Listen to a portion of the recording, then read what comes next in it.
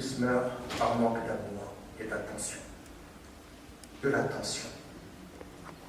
Je ne peux ici terminer de penser à ce que disait un grand philosophe qui vient juste de nous quitter il y a quelques jours et qui disait à peu près ceci.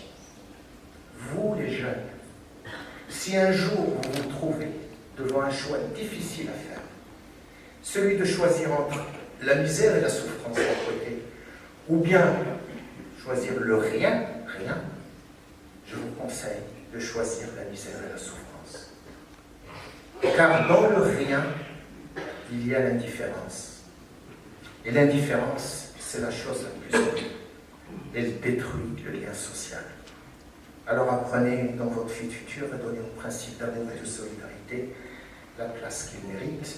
Et je vous remercie pour votre attention. Encourager les écoles, les universités, les professeurs à concourir.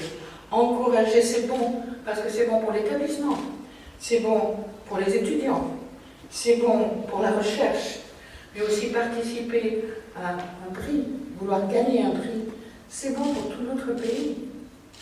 C'est bon pour tout notre pays.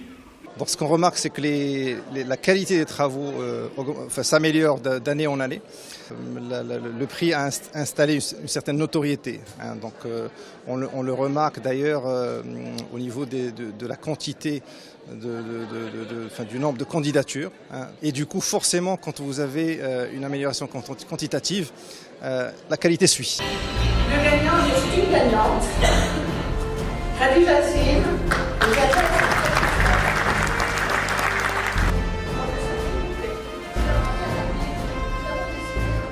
Pour le prix de l'économiste, je l'ai postulé par hasard et donc j'ai pensé que mon projet de fin d'études mérite un prix suite à un effort considérable.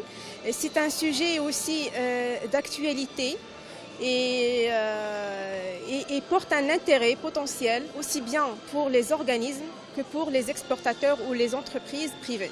Nous avons choisi Sarah.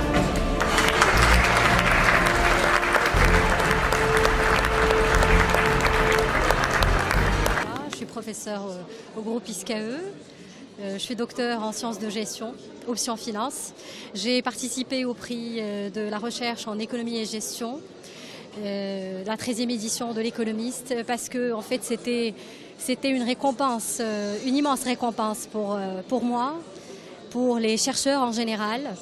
Et c'était une consécration qui venait couronner un peu quelques années de recherche. Et c'est pour cette raison d'ailleurs que je tiens à féliciter le groupe Ecomédia pour ce prix et pour l'intérêt apporté à la recherche scientifique